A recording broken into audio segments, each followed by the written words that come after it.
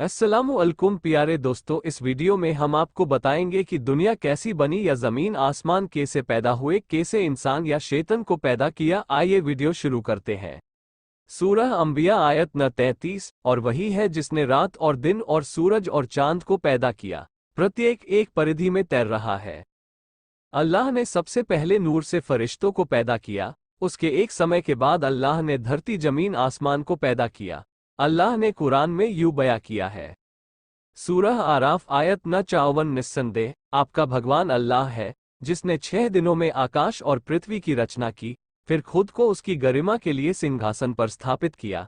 वह रात और दिन को एक दूसरे के पीछे तेजी से ढंक देता है, और सूरज और चांद और सितारों को अपनी आज्ञा के अधीन कर देता है। निहारना उसकी रचना और आज्ञा है। वही अल्लाह है, संसारों का रब। सूरह फुसिलत आयत न 9। ए रसूल, तुम कहो, क्या तुम उस पर विश्वास नहीं करते जिसने 2 दिन में पृथ्वी को बनाया, और क्या तो उसके तुल्य ठहराता है? वही सारे जगत का रब है। सूरह बकर आयत न 29। वही है जिसने तुम्हारे लिए वो सब पैदा किया जो पृथ्वी पर है, फिर स्वर्ग की ओर फिरा, फिर 7 आकाशों को ठीक से रचा, और वो सब कुछ जानता है और हर चीज वाकिफ है। अल्लाह ने एक समय बाद जिन्नात को आग के दहकते अंगारों से पैदा किया। अल्लाह ने कुरान में यूं बयां किया है। सूरह अल हिज्र आयत न 27। और हमने उससे पहले जिन को धुआं रहित आग से बनाया है। एक समय के बाद अल्लाह ने आदम, इंसान, को मिट्टी से पैदा किया। अल्लाह ने कुरान में यूं बयां किया है। सूरह अल मोमिनून आयत न 12। निश्चय ही हमने मनुष्य को मिट्टी के रस से बनाया। जिन्ना की कौम से एक जिन जिसका नाम इब्लीस था, अल्लाह की इबादत में इस तरह मशगूल रहता कि दुनिया के चप्पे चप्पे पर उसका सजदा था। पूरी जिन्नात और फरिश्तों की कौम में सबसे ज्यादा इबादतगीर था। जिन्नातों की कौम इस तरह धरती पर फल फूल रही थी कि धरती पर कुछ जिन्नातों का रहने का ठिकाना नहीं रहा। इसलिए अल्लाह ने जिन्नात की कौम के गिरोह से खुश होकर जिन्नात के एक गिरोह को हवा में रहने की इजाजत दे दी, और जिन्नात इब्लीस को फरिश्तों का सरदार बना दिया। अल्लाह ने फरिश्तों से कहा कि मैं मिट्टी से धरती पर एक कौम पैदा करने वाला हूं। फरिश्तों ने अल्लाह से कहा, या अल्लाह, ऐसी कौम क्यों पैदा करेगा जो धरती पर फसाद डालेगी? अल्लाह ने कहा, जो मैं जानता हूं वो तुम नहीं जानते। फिर अल्लाह ने एक समय के बाद गीली मिट्टी से आदम को पैदा किया, और अल्लाह ने सभी फरिश्तों से कहा कि आदम को सजदा करो।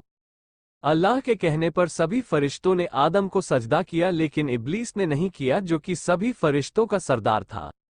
अल्लाह ने इब्लीस से कहा कि आदम को सजदा करो। इब्लीस ने जवाब दिया कि मैं आदम को सजदा नहीं करूंगा। अल्लाह ने कुरान में यूं बयां किया है। सूरह इस्र आयत न 61। और जब हमने फरिश्तों को आदम के आगे सजदा करने का हुक्म दिया, तो इब्लीस के सिवा सब सजदा करने लगे। उसने कहा, क्या मैं उसे दंडवत करूं जिसे तूने मिट्टी का बनाया है?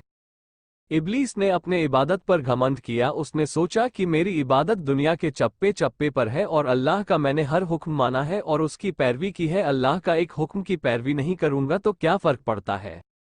सूरह साद आयत न 75। अल्लाह ने कहा, ए इब्लिस, जो मैंने अपने हाथों से बनाया था, उसके आगे सजदा करने से तुम्हें क्या रोक दिया? क्या तुझको अभिमान हुआ है, या वास्तव में तू अभिमानियों में से है? उसने कहा, मैं उससे अच्छा हूं। तूने मुझे आग से बनाया और इसे, आदम को, मिट्टी से बनाया है। अल्लाह ने कहा कि मेरा हुक्म है आदम को सजदा करो। इब्लीस ने कहा कि मैं तेरे इस हुक्म को नहीं मानता। मुझे तूने आग से बनाया है और तूने आदम को मिट्टी से पैदा किया है। मिट्टी और आग में आग अव्वल है, इसलिए मैं आदम को सजा नहीं करूंगा। सूरह आराफ आयत न 11। और निस्संदेह हमने तुम्हें बनाया, फिर तुम्हारी आकृतियां बनाई। फिर हमने स्वर्गदूतों से कहा, पहले आदम को साष्टांग प्रणाम करो। फिर वे सब गिर गए, लेकिन इब्लीस, शैतान, वो सजा करने वालों में से नहीं था। सूरह आराफ आयत न 12। तुम्हारे रब ने कहा, तुम्हें किस बात ने रोका कि जब मैंने तुम्हें आज्ञा दी तो तुम सजदे में न गिरे? उसने कहा, मैं उससे अच्छा हूं। तूने मुझे आग से बनाया और आदम को मिट्टी का बनाया है। इब्लीस ने अपनी इबादत और रुवे के घमंड में आया और अल्लाह के हुक्म से इनकार कर दिया, तो अल्लाह ने इब्लीस की इबादत और रुवे पर पानी पेर बर्बाद दिया और इब्लीस को शैतान का दर्जा दे दिया। अल्लाह ने कहा है कि कयामत तक तुझ पर मेरी, अल्लाह, लानत रहेगी, और न्याय के समय में तेरा ठिकाना जहनुम है। सूरह आराफ आयत न 13। उसने कहा, तुम यहां से चले जाओ, ये तुम्हारे लिए नहीं है कि तुम यहां गर्व से रह सकते हो। बाहर निकलो, तुम अपमानित में से हो। तभी इब्लीस ने कहा, या अल्लाह, तेरा एक हुक्म न मानने पर जिस आदम की वजह से तूने मुझसे और मेरी इबादत और रुतबा छीन कर मुझे शैतान करार दे दिया। आदम और आदम की औलाद को तेरा एक भी हुक्म मानने नहीं दूंगा और उन्हें बहकाऊंगा। और जिस आदम की वजह से तूने सिर्फ एक हुक्म की वजह से मुझे शैतान बना दिया, उसी की औलाद एक दिन तेरे हुक्म को नहीं मानेगी, तब तो उनके साथ क्या करेगा? अल्लाह ने कहा, तू कुछ जगह को छोड़कर हर जगह जा सकता है, तू जिसे बहका सकता है बहका, लेकिन जो मेरे खास बंदे जो है वो तेरे बहकावे में नहीं आएंगे, और जो लोग तेरे बहकाने में आएंगे उन्हें भी मैं तेरे साथ जहन्नुम में झोंक दूंगा। फिर अल्लाह ने फिर आदम से कहा, इब्लीस, शैतान तुम्हारा खुला दुश्मन है, तो सावधान हो जाओ। सूरह निसा आयत न 1। ए लोगो, अपने रब से डरो जिसने तुम्हें एक ही इंसान से पैदा किया और उसके अंदर से उसकी साथी बीबी हव्वा को पैदा किया और उस जोड़े से बहुत से मर्द और औरतें फैला दी, और अल्लाह से डरो जिसके नाम से तुम अपने हक मांगते हो और रिश्तों के बंधनों पर ध्यान दो, निश्चित रूप से अल्लाह आपको हर समय देख रहा है। सूरह अल अनाम आयत न 98। और वही है जिसने तुम्हें एक ही आत्मा इंसान से उत्पन्न किया है, फिर हर आत्मा के करार की जगह माँ का पेट मुकर्रर है, और निस्संदेह हमने समझदार लोगों के लिए संकेतों को विस्तार से समझाया है।